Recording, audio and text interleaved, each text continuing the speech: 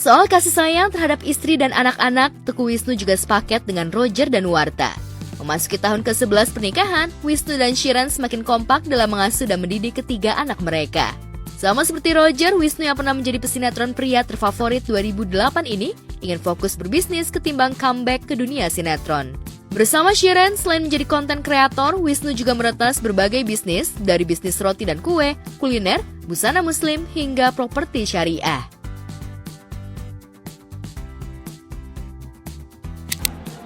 Silakan Ibu, hari terakhir Bu. Silakan Bu. Saya geser dikit. Alhamdulillah baik.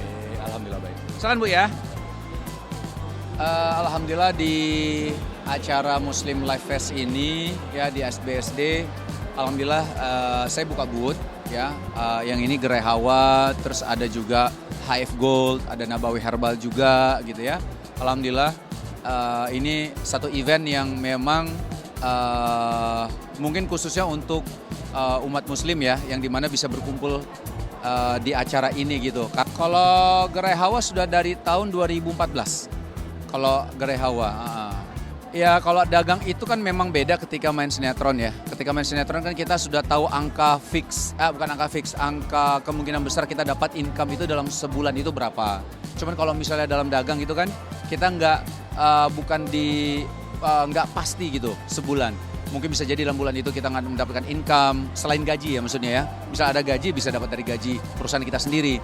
Tapi kalau misal dividen kan mungkin bisa dihitung dalam setahun itu berapa kali kita dapat dividen gitu kan, atau pembagian lah. Dibanding syuting stripping yang memakan waktu, untuk saat ini ladang bisnis lebih menjanjikan bagi Wisnu. Aktor berdarah Aceh ini juga tak memungkiri bahwa tak selamanya roda popularitas berada di atas. Sekarang masanya yang muda yang berjaya. Itu sebabnya, untuk investasi jangka panjang, Wisnu berusaha memperkuat kerajaan bisnisnya.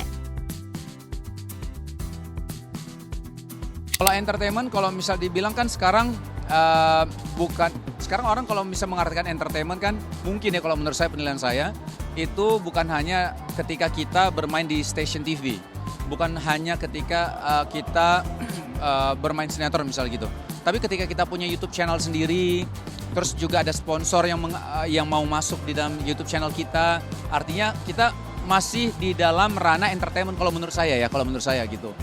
Jadi saya rasa nggak secara keseluruhan saya meninggalkan entertainment, tapi masih ada beberapa entertainment yang kami jalankan tapi melalui channel sendiri gitu. Selain itu memang dagang ini menjadi salah satu fokus utama kami juga sih kalau untuk dagang. Waktu itu ngobrol sama teman-teman, ya teman ada yang buka duluan, terus saya ngobrol-ngobrol dan akhirnya saya memutuskan untuk juga buka Muslim Fashion ini juga gitu loh. Waktu itu awal saya dan akhirnya saya ngajak kayak Shiren, Kia, sama Irwan juga saya ajak waktu itu. Setali tiga uang dengan Teguh Wisnu, aktor Dimas Seto juga sudah lama merambah dunia bisnis. Bersama Dini Aminarti istrinya, Dimas mencoba berbagai bisnis sejak 13 tahun lalu. Dari bisnis busana muslim dengan membuka toko di Tanah Abang, Dimas dan Dini juga merambah bisnis kuliner dengan membuka gerai angkringan di sejumlah tempat. Mereka juga memiliki puluhan karyawan.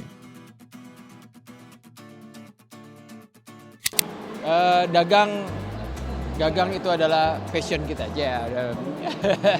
Ya kan kita kan juga dagang bukannya baru ya, tapi kita dagang dari tahun 2012 sudah mulai dagang. Ya alhamdulillah sampai sekarang Allah mudahkan.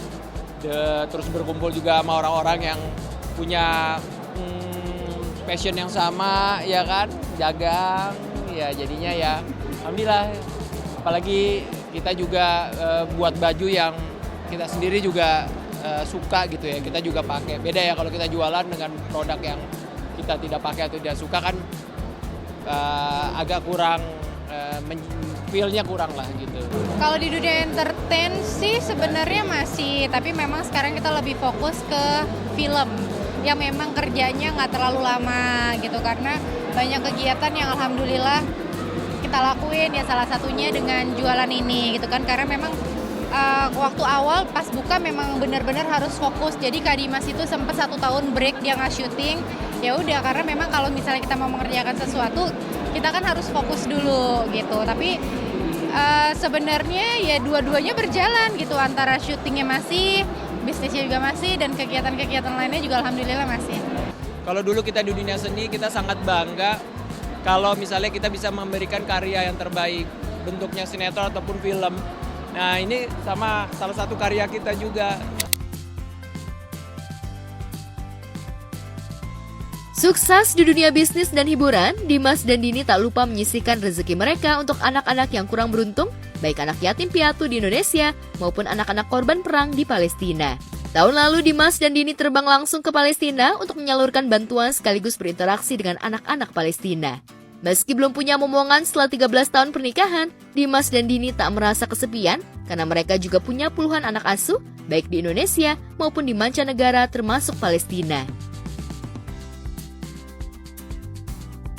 Aku dari dulu memang selalu bilang sama si Mas, pengen deh bawa anak Palestina ke sini gitu kan. Tapi memang itu kan bukan hal yang mudah gitu kan. Syaratnya Kak Dini nggak bisa menyanggupi. Iya, karena kita pernah ketemu sama anak Palestina. Mau tahu syaratnya nggak? Tunggu dulu, aku lagi ngomongin nih, aku lagi ceritain nih. Jadi, Mas Norman. Jadi kalau misalnya kita mau bawa anak Palestina, kita harus bawa ibunya. Bawa ibunya, which is berarti harus dinikahi. Jadi aku bilang, aduh gak jadi deh aku. Mereka berdua sih Masya Allah banget ya. Ramadan itu melewati 4 kali. Peperangan. Ya. Lahir tahun 2014, 2024 ini umurnya sudah 10 tahun, tapi melewati 4 kondisi peperangan, bayangin. Sekuat apa mentalnya. Ya, dan luar biasa maksudnya sebenarnya anak-anak di Indonesia bisa belajar dari apa yang disampaikan Ramadan. Masya Allah, beliau hobinya baca buku, ya, hafiz juga, ya, dimana anak umur 10 tahun, ibaratnya udah punya mental dan karakter sekuat itu, ya.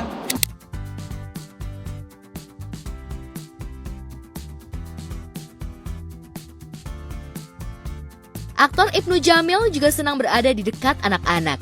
Kebetulan pada pernikahan keduanya dengan Ririn Ekawati, Ibnu beroleh anak sambung yang masih membutuhkan perhatian seorang ayah. Abigail Katlia Putri alias Yaya, anak bungsu Ririn yang kini berusia 8 tahun. Belakangan, Ibnu sering mengajak Yaya dan Ririn olahraga bareng.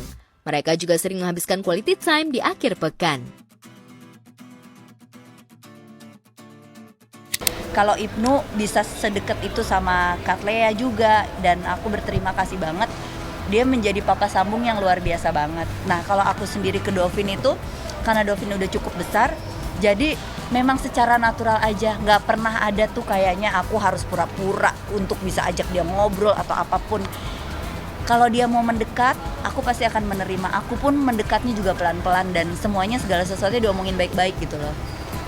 Ya selayaknya orang tua aja sih, anaknya Ibnu ya anak aku juga, begitu juga sebaliknya. Banyak tadi yang udah Ririn sampein itu, saya cuma mau nambahin, mungkin contohnya adalah ketika kita tidak memaksakan atau berjalan dengan natural. Kayak misalnya kalau kita ajak makan, semua bisa, ayo. Kalau ada yang ada kegiatan atau punya acara lain, silakan juga gitu. Terus kalau habis makan terus sama-sama, kita pengennya, nih orang tua pengennya, pasti saya yakin deh semua orang tua yang ada dimanapun pengen tuh punya foto gitu loh untuk makan sama-sama atau lagi. Susah ya tapi susah banget anak zaman sekarang diajak foto gitu loh sama yang orang satu tuanya. ngeliat ke sana, yang satu ngeliat ke Iya. bawah. Itu parameternya adalah coba lihat Instagram anak-anak kalian apakah ada foto orang tuanya atau Nggak sering? ada. Pasti dikit. Jarang banget. Meski bukan ayah kandung, Ibnu mencurahkan kasih sayangnya kepada Yaya seperti kepada anak sendiri. Kebetulan pula dari pernikahan pertamanya, Ibnu hanya memiliki satu anak laki-laki. Kehadiran Yaya seolah melengkapi kebahagiaan Ibnu yang memang mendambakan anak perempuan. Sebagai istri, tentu saja Ririn bangga dengan gaya parenting Ibnu terhadap Yaya. Untuk mereka bisa bareng-bareng aja tuh aku udah terima kasih banyak banget. Karena dengan menerima keadaan ini tuh nggak gampang. Untuk menjadi mereka juga pasti punya struggle-nya masing-masing gitu loh. Untuk bisa bareng-bareng aja dengan karakter yang beda-beda itu aku udah bersyukur sekali sih. Dan ya doa juga sih penting banget ya. Kita nggak henti-hentinya doain supaya anak-anak ini bisa bareng-bareng. Dan yang penting semuanya akur Iya, sampai tua nanti. sampai